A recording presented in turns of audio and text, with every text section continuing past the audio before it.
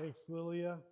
Good evening, everyone. It's a joy to be with you tonight. I hope you are as excited about this conversation as I am. It's a heavy conversation. It's an important conversation. It's one that really digs deep into our greatest existential questions as humans, and it is the question, what is a human? Now, my personal interest to the question, what is a human, was shaped profoundly by an experience I had at the Canadian Museum for Human Rights. It's in Winnipeg. I would highly recommend to visit if you have the chance. And it's not an easy place to walk through. Room after room tells the stories of humanity at its worst. Mass atrocities carried out against other human beings. You move through the stories of human history that expose the depths of human cruelty and suffering. There's accounts of the Armenian Genocide, the Holocaust, residential schools, the Rwandan Genocide, and many other systematic violations of human rights. And what becomes unmistakably clear is that these atrocities were not really the result merely of a political failure or societal breakdown. These were the results of what we could call dehumanization. Before violence was justified in these acts, before suffering was inflicted, certain people had to be seen as less than human. Dehumanization always precedes destruction. And the moment that human beings are no longer seen as fully human, and once that line is crossed, suffering inevitably comes. History bears this reality again and again. And the vision for the museum centers on a document called the Universal Declaration of Human Rights. This was written in 1948 after the math of World War II, after the horrors of the Holocaust. The world collectively paused together and asked the question, how could this happen to humanity? And most importantly, how do we make sure that this will never happen again to humanity? And the opening line of this Declaration of Human Rights really captures the vision of what was supposed to be accomplished. And this is the first line in the statement. It says, recognition of the inherent dignity and of the equal and inalienable rights of all members of the human family is the foundation of freedom, justice, and peace in this world. I think we could all agree that this is a beautiful statement to affirm. If you're a follower of Jesus, you might say amen. Amen. This is something that we hold to as dear. This is something that is clear that every human being possesses dignity and worth. But the problem I had as I walked through the museum, and even some of the struggles of this Declaration of Human Rights, is that the Declaration asserts human dignity, but it does not explain it. It does not give a foundation for why. Why is dignity inherent in every human being? Why are all humans equal? There is remarkable unity around what we believe about human value, and yet there is still deep confusion as to why we believe it. And that why matters. Because history shows when dignity is asserted without a foundation, it can be withdrawn just as easily. And so the question remains, what is a human being? And more specifically, why do human beings have value at all? This is not an abstract question.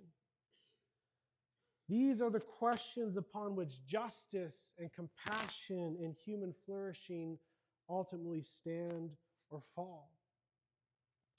And my proposal tonight is this. This is what we're going to walk through together. And I come at this from a humble perspective, yet a convicted perspective. that in today's Canadian culture, where secular humanism is the dominant worldview, our most fundamental existential questions about human identity, value, and dignity remain unanswered without a theological anthropology. I'm going to express and articulate what I mean by this, but to begin, we have to understand that secular humanism gives us short-range answers about the question, what is a human? It can describe mechanisms and processes and functions, but it cannot sustain the deeper moral realities about the dignity and value of a human being. We live in a culture that often confuses what something is with what something is made of. And if we want to understand what a human being truly is, we need more than just a list of parts. We need more than just a biological perspective. We need to understand purpose. And that is not a scientific question. It is a worldview question. And ultimately, it is a theological one. Science can help us explain how humans came to be. However, we need a theological anthropology to justify why humans matter. So let me begin with this question. Where did I come from? I learned this question personally as a teenager. As most teenagers do, you sort of have an existential crisis where we asked, who am I and where did I come from? And so I began to look into my biological origins, my genetics, my ancestry. And this became a very difficult process for me because I had a father who was abandoned by his birth mother and later adopted. And so any story that I tried to pursue ended. My grandfather on my mother's side, as his birth certificate literally said, was a bastard child. And his mom passed away when he was 5 years old, so we had no track or understanding of his origin. And I felt as if there were blank spaces in my self-discovery. And I thought that would change when my father's birth siblings reached out to meet him. I thought finally I could make sense of my identity. I thought knowing where I came from would give context to who I am, but what I discovered was surprising. It made very little difference. I found out my father's birth mother was Greek. His birth father, as a result of a one-night encounter, was Italian, and that was it. The story ended almost as quickly as it began. And I realized and recognized something very important, that knowing where I came from did not tell me who I was. In the same way as life progressed, I began to realize that biology could explain my origin, but it could not explain my identity, my worth, my purpose. And that distinction between explanation and meaning is crucial. Again, science helps us explain how humans came to be, but we need a theological anthropology to justify why humans matter. So again, this question of secular humanism that drives our Canadian cultural context. This is the worldview in which I was raised. This is the culture in which my story was framed of secular humanism. And this account of reality can also be called materialist, naturalism, physicalism. Many of you heard these different terms. They all mean very similar things, and they all tell a very similar story. And the story that secular human tells is that the universe came from nowhere and is going, anyone want to guess? It's going nowhere. It's heading towards extinction. The universe is expanding and will one day not be habitable for life. The physical, like energy and matter, are the only fundamental realities, and everything that does not exist can be defined in terms of their physical nature. In other words, there is no supernatural. Human life and consciousness are the random results of a favorable condition to life on a fortunate planet and an unlikely combination of chemical and physical processes. Any concept of purpose or meaning or beauty and morality are all simply inventions of the human mind, selected for their survival value by blind forces of evolutionary biology. Therefore, they're illusions.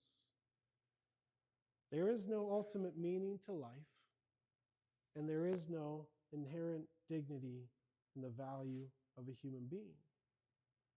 Now, this meta-narrative, this story in which we make sense of the world through secular humanism, becomes the foundation then for how we as Canadians define a human being.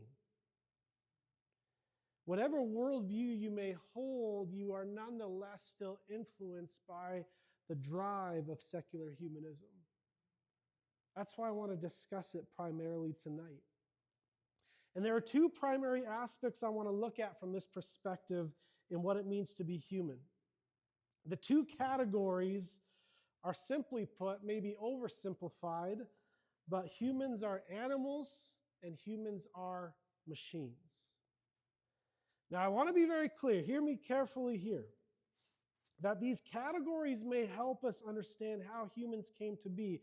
I am not completely rejecting the validity or the accuracy of these perspectives at times, but I want to show that they are limited in providing a foundation in defining a human being as having any intrinsic value or dignity. And so let's begin to look at these two pictures of humanity that secular humanism brings. The first perspective, humans are animals. They're highly evolved, but animals nonetheless. Within this framework, humans are understood primarily as members of the animal kingdom, continuous other species descended from earlier, more primitive life forms.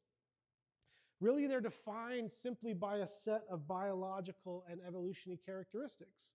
And so we know simply what some of those characteristics are. What makes us distinct as human beings is that we walk on what? Two legs. We call that bipedalism. What else makes us distinct? We have relatively small teeth for primates of our size. We have relatively large brains in relationship to our body size. We have advanced linguistic abilities. We have the capacity to create cultures. These are all distinctive marks of biology. But like other animals, we come into existence through the same process and share a similar fate. There is no qualitative difference between humans and other animals, only differences of degree. And some have taken this perspective of defining a human as animal and brought it to its logical conclusion. Who here has heard of the name Peter Singer before? Does that name sound familiar to anyone? He is an Australian moral philosopher. And he simply articulates that there is no difference in kind between human beings and other animals. And Singer goes as far to claim that human interest over animal interest is actually an unjustifiable form of discrimination. And he calls it speciesism. Has anyone ever heard of that term before? Speciesism. Speciesism is a prejudice or a bias in favor of the interests of members of one species and against the members of other species. And so the logical conclusion of this perspective that humans are simply animals and nothing more is that we as humans have no elevated concepts of dignity and value over a human. Now, Singer has a beautiful perspective to understand of elevating the value of animals. But I would like to propose as we continue that in desiring to elevate the value of animals and their dignity and worth, we actually dehumanize our role as humans in the world. And so where does this definition of human lead us?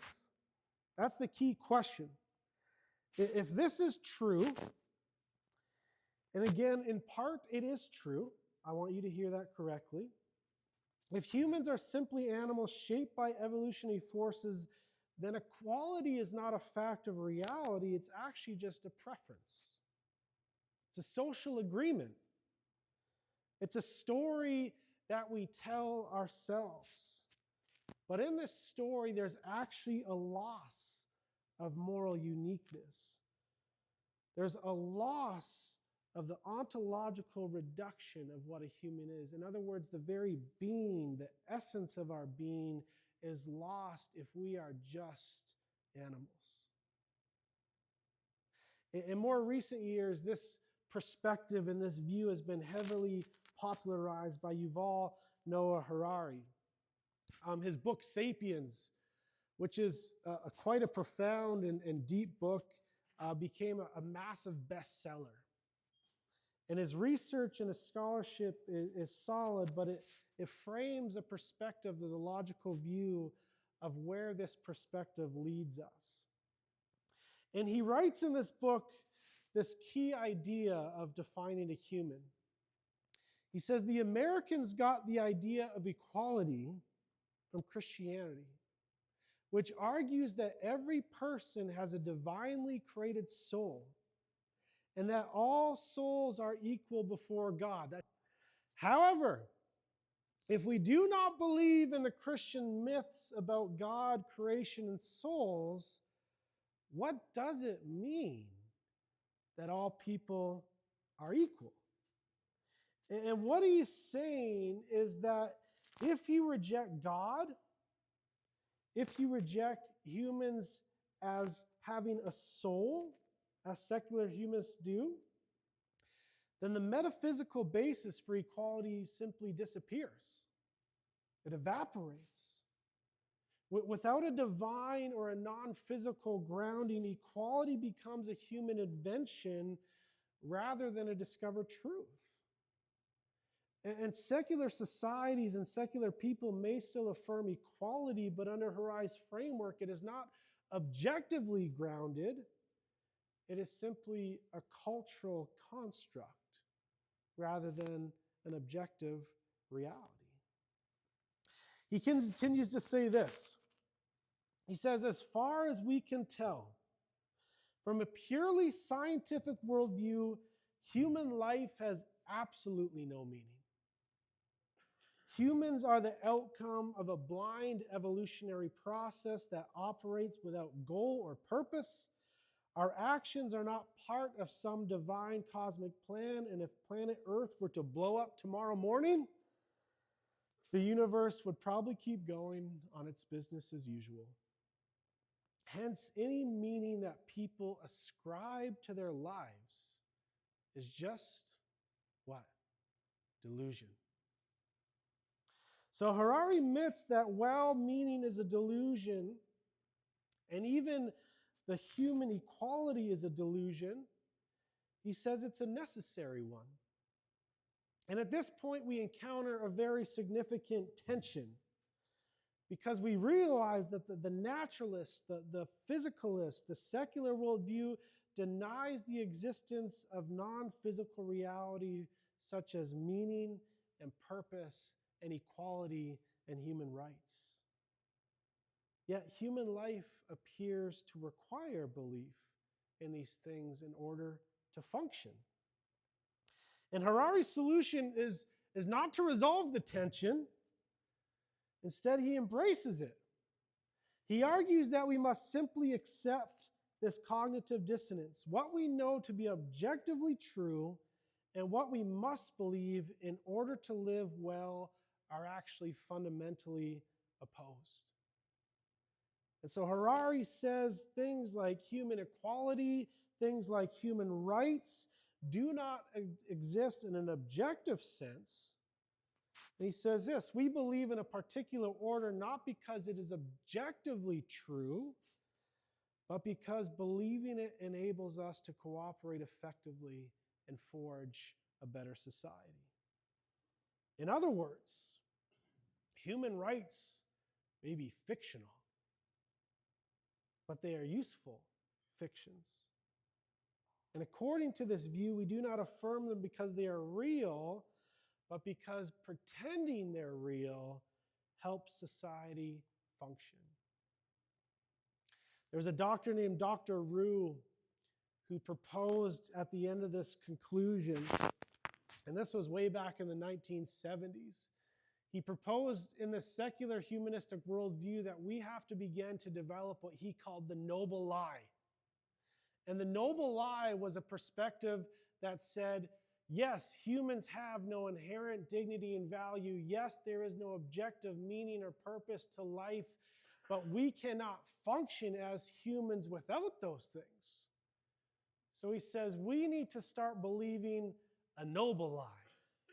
And the noble lie is to tell us and to lie to ourselves that these things exist, even though we know objectively they do not. So if we insist that humans are fundamentally the same as animals, then we must also face the logical conclusion of where that leads. And contrary to popular intuition, equating humans with animals does not elevate animals as Peter Singer hoped it would. It has actually instead led to the dehumanization of people. Let me give you a couple provocative examples. The rise of social Darwinism caused a lot of uproar and confusion. And part of the logical conclusions of what happened was a rise of what we could say is the dehumanization of people. And let me give you two examples. The first one is called the so-called human zoo. This was a phenomenon in the late 19th and earliest 20th centuries. It was during the reign of King Leopold II, where he would take sub-Saharan Africans and regard them as less evolved. In other words, lesser human. He defined them somewhere between apes and humans on the evolutionary scale. And this was really the belief that was even taught in the prevailing science, even at top universities at the time. And in 1906, this worldview reached this shocking public expression when a Congolese pygmy man named Oda Benga was displayed in the monkey house at the Bronx Zoo in New York. Thousands of visitors came to see what was presented as a missing link in human evolution. Now, this in part was accepted by culture at the time, but it was eventually protested. And it was protested by African American clergy. And the key protester was a man named Reverend James Gordon, who declared this. He says, "Our race, we think, is depressed enough without exhibiting one of us with apes. We think we are worthy of being considered human beings." And here's a key distinction he makes: considered human beings with souls. They were successful in freeing Oda Benga, but years later he couldn't return to the Congo, and sadly, he would take his own life. I'm sure part of that was in regards to how he viewed himself as a human being. A second shocking and interesting story and fascinating history is what we call the Scopes monkey trial. Now, this was a trial challenging the high school teacher, Mr. John Scopes. And the challenge came primarily from the church and from Christians, because Scopes was teaching naturalistic evolution in the classroom from a textbook called Civic Biology. And typically this story is told framing Christians in the church as anti-science and anti-evolution. And to be honest, there is an aspect of truth there. However, a key concern, if not the main concern, is that the teaching from this textbook called Civic Biology blatantly justified racism as the natural result of some people being more evolved than others. This is what the textbook claimed that John Scopes was teaching out of, that the church began to protest. The textbook claimed that there are 5 different races of humans. And they said the highest type of all is, can we guess what? Who? Caucasians. Represented by civilized white inhabitants of Europe and America. It's a textbook which defended eugenics, which is the worldview that some people are more valuable than others, a worldview that heavily influenced Adolf Hitler. And my point, hear me correctly, is not that evolutionary biology and science alone causes dehumanization.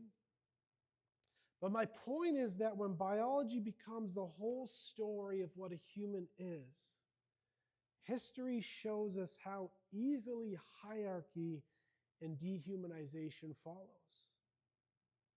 This is the natural consequence of the secular human perspective of humans as animals. Let me bring up the second idea. Humans are machines. Now, this view is most clearly articulated by evolutionary biologist Richard Dawkins. Now, that's a name I'm sure most of you have heard. Am I getting a little bit of nods? Just trying to track where you all are at. He wrote a book called The Selfish Gene, 1976. And Dawkins argued that living organisms, including humans, are best understood just as survival machines. They're temporary vehicles constructed by genes for the sole purpose of replication. And he says, we as humans are just machines for propagating DNA. That's what humans exist for. And from this framework, a human being is a being that has no soul, that has no intrinsic purpose, no transcendent meaning. And what we call the self is simply the result of physical processes operating within the brain. It says nature is a machine, and we are insignificant cogs within that machine. There is no ultimate meaning to the choices we make. We are simply along for the ride in an uncaring, undirected universe in which Richard Dawkins puts it so clearly, a universe where there is no design, no purpose, no evil, and no good. Nothing but blind, pitiless indifference. This is the result of this worldview. It tells us that humans are an accidental result of natural forces. We're temporarily conscious in a purposeless universe. We're destined for existence with no ultimate significance. Who is feeling incredibly inspired tonight? Where does this definition of a human lead us? It leads us here. If humans are machines, then we are simply a collection of parts governed by physical laws. There's a loss of intrinsic worth. This is key. People are reduced to function and defined only by what they can do or what they can produce. Your only value and dignity as a human being is based on function, not what you are in essence. Value is tied to your capacities such as intelligence and productivity and self-awareness. And people are treated as things rather than an end in themselves. And when this worth of a human being is conditional, dehumanization is never far behind. This is a belief that has been held through a lot of human history. Some of you may have heard of the ancient Greek philosopher Aristotle. And he articulated a view very similar to this one about 2,000 years ago. For Aristotle, a person's worth was closely tied to their functions and abilities, particularly the capacity to have rational thought. And because people differ in strength and intelligence and reasoning ability, Aristotle concluded that they are not naturally equal. It's not equality of human. He says some are suited to rule while others are suited to be ruled. And he claimed that certain individuals, and he used the language and he articulated what we would call natural slaves. He said these lack sufficient rational capacity to govern themselves, and therefore they are not fully human in the same sense as their masters. And so Aristotle makes this explicit, where even he compares some of his slaves to simple tools to be used. And what's striking is how closely this ancient logic parallels modernistic natural accounts of a human value. When human value is defined by capacity or function or usefulness, value becomes conditional, becomes hierarchical. And when human worth is grounded in what people can do rather than what they are, dehumanization comes not by accident, it's simply a logical outcome. And so if humans as animals reduces who we are, humans as machines reduces to what we're for. But hear this clearly, both lead to the same destination, a conditional value and no foundation for objective human value or dignity. And so I take us again back to the Universal Declaration for Human Rights. The declaration that said recognition of the inherent dignity and the equal and inalienable rights of all members of the human family. See, in Western culture and in our Canadian context, everyone wants to believe that conclusion. We want to believe that human beings are equal in value and dignity. However, Western and Canadian culture also wants to deny the premise that theological anthropology is the only foundation to give us equal in value and dignity as humans. And so I want to be very clear here.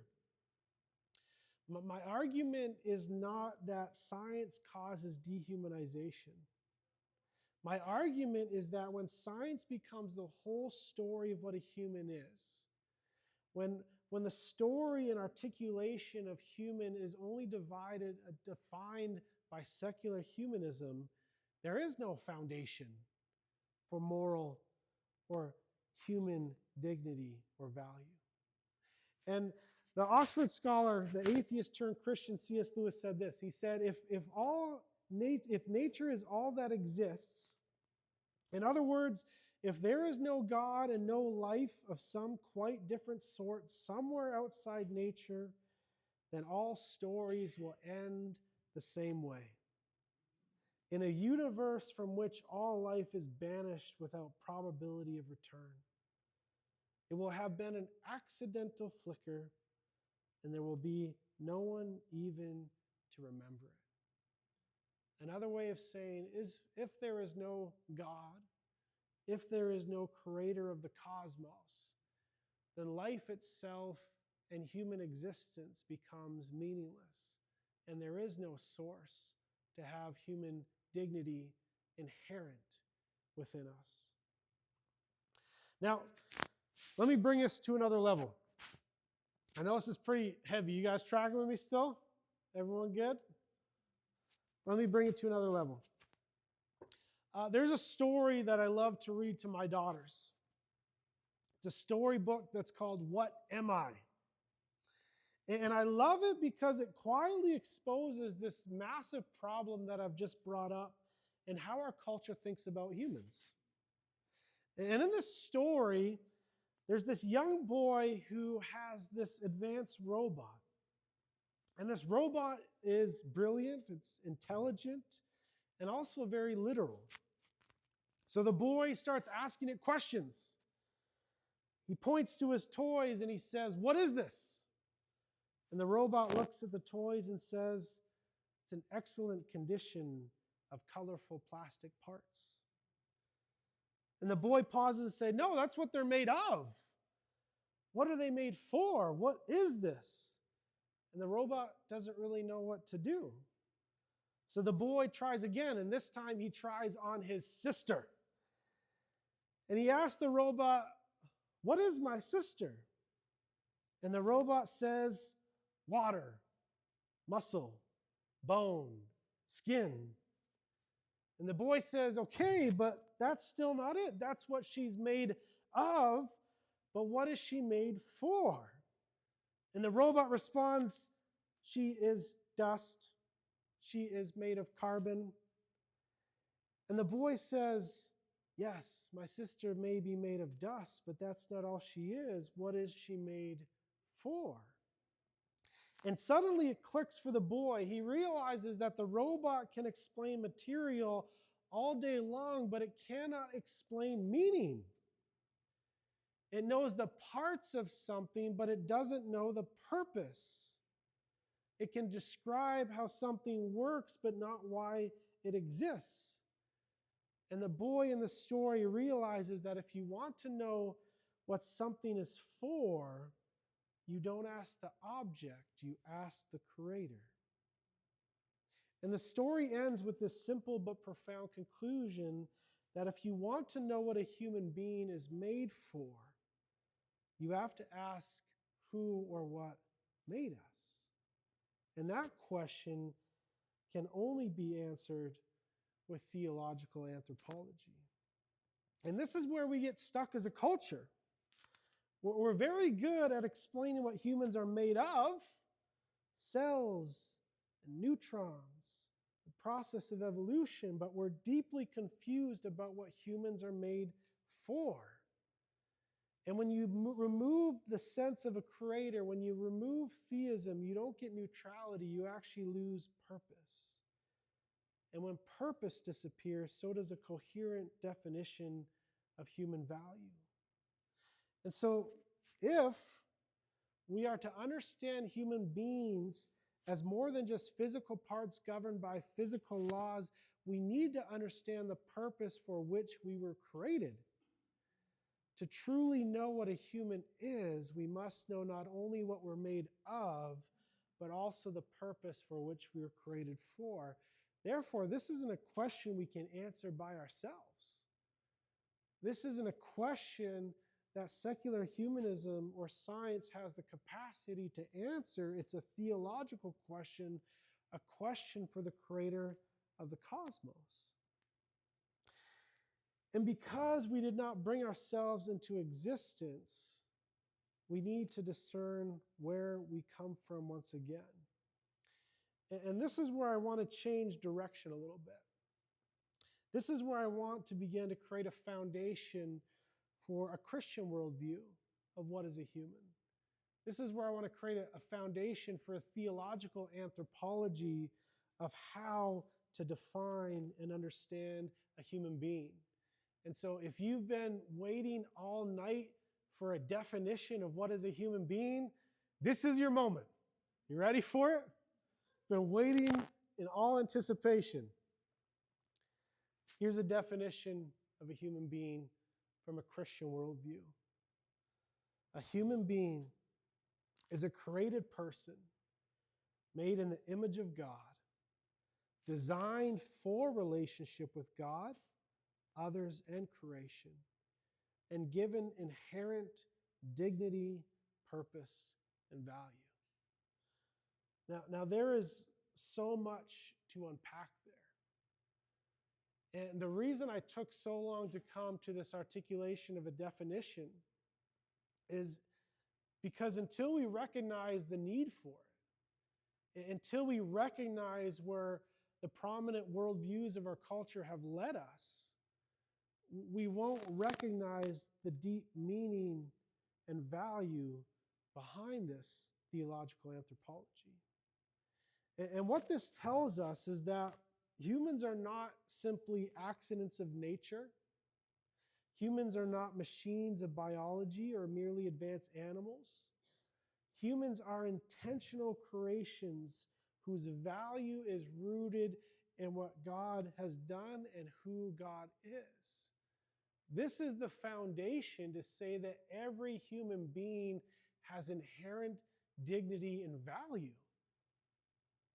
See, the Bible then is not just a book about the parts that a person is made of, but it's a book about the purpose for which we were made for. The Bible is a guide to humanity because God alone can define us and give our lives value and show us what leads to human flourishing. And it's when we lose sight, as C.S. Lewis and countless other philosophers have warned us, it's when we lose sight of God that our humanity then becomes distorted. And we dehumanize ourselves and others. And this is what makes the Christian worldview so compelling, and especially the person of Jesus so compelling, is that Jesus shows us purely and simply how to love God and people. Now, let me begin creating a foundation for this statement. The foundation for this statement comes from the beginning of the story of the Bible. Does anyone know what that book is called? Genesis, literally meaning the beginning.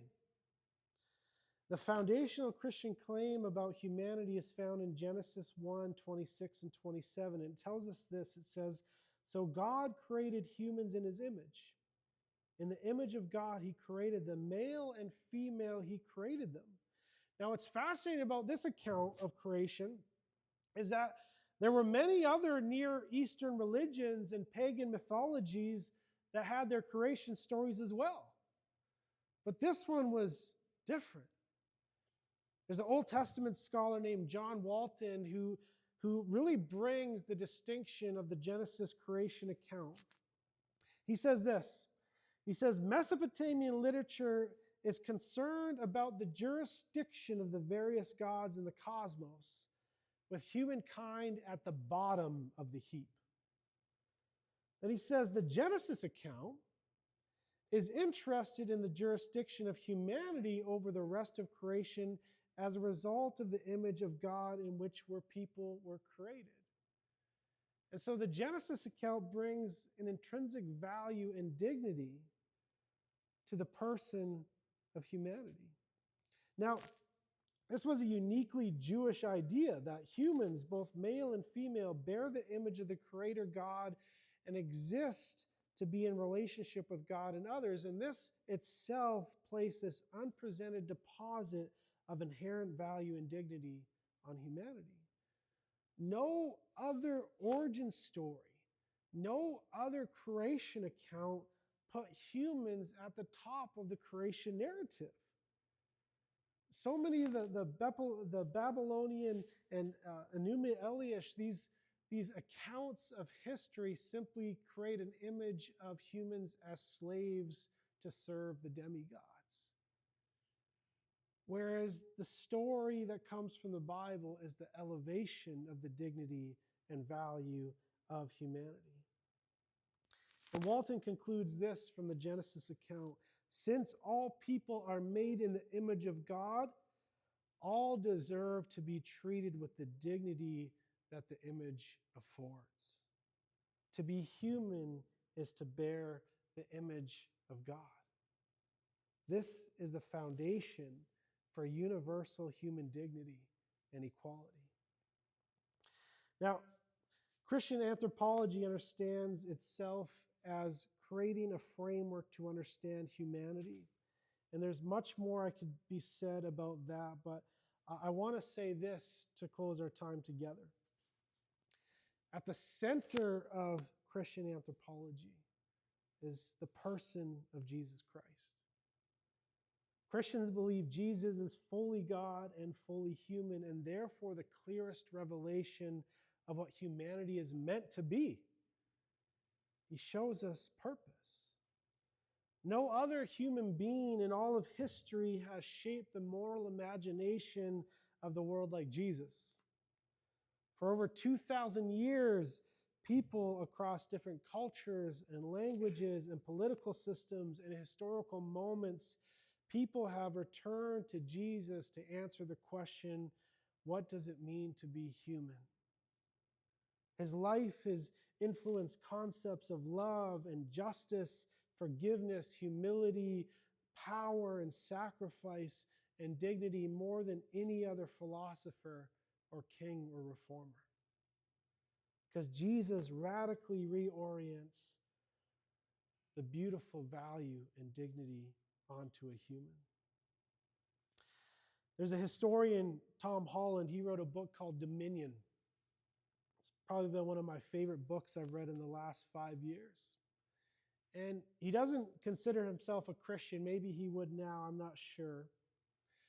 But in the book Dominion, he begins to develop an articulation that the modern ideas of equality and human rights only make sense because the world has been so deeply shaped by the story of Jesus. And he says, you remove the story of Jesus, you remove the Christian worldview, and there is no longer a foundation for any sense of equality and human rights. And so I want to close in a sense by saying this. Why does this matter?